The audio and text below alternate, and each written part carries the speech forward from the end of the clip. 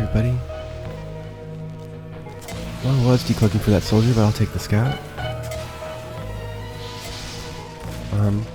Important with trick stabs like these, not to wait for the raised knife. Just go ahead and use your reflexes and prediction skills to get the stabs as quickly as possible. I love this spot here. A little risky given that these guys have spawn wall hacks, so I'm going to try and time this decloak right, and I get it.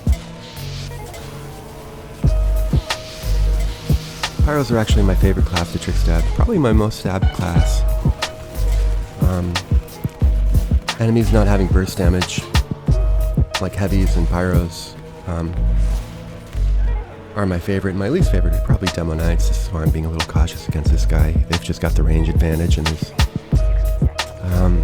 no reason to pick a fight that I'm not entirely confident in winning. But with this guy, I've got the corner to work with. I don't like how I'm glancing back at this medic. If I were doing this a little more properly, I'd be taking these stabs blind entirely. I managed to get the recovery there. You don't want to telegraph to your enemies what you're doing. Little surf there.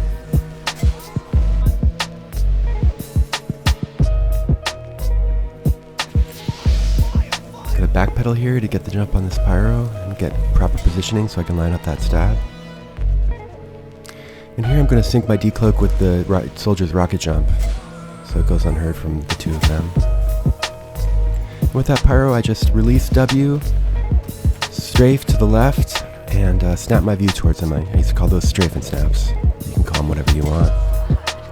And for the decloak on that demo, notice I sync the decloak with the pipe again. The explosions make a great mask for the decloak sound. They're both about the same register, both kind of medium to low frequency sounds.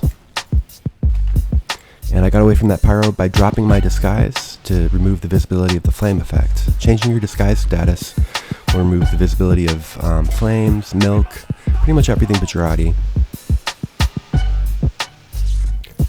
It's important not to just sap every teleporter you come across. You can do so many things with teleporters other than just sap them. You can get a telefrag like I got in that NG. You can camp them once you go through. You can jump off of them to get over opponents like that sniper. Could have gotten a jump stab on him if he weren't wearing that darn Razorback. Now I'm going to go back to the spawn just to keep using it. You don't only camp exits, you can also camp entrances. If I can get through this darn window. So good a disguise as a friendly here. That's so I'm not visible with spawn wall hacks, but also so I don't say voice lines like, hey, cart's moving back. Friendly disguises prevent voice lines from playing. And here I don't sap it because I just sapped it earlier, so I'm just going to take it. And now we're going to do a little teleport camping.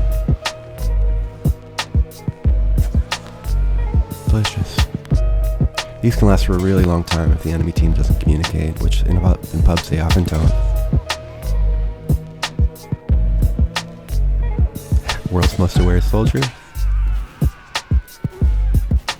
And this scout comes along and ruins our fun. That's too bad. But nothing lasts forever. Could have just sapped this one because it's not very campable. It's properly placed. If you're an NG, I do encourage you to rotate your teleporters so they're not facing the wall. Get my disguise down there so I could ride that melee. You can't surf damage while you're disguised. Important to know. Let's see what we can do with this entrance.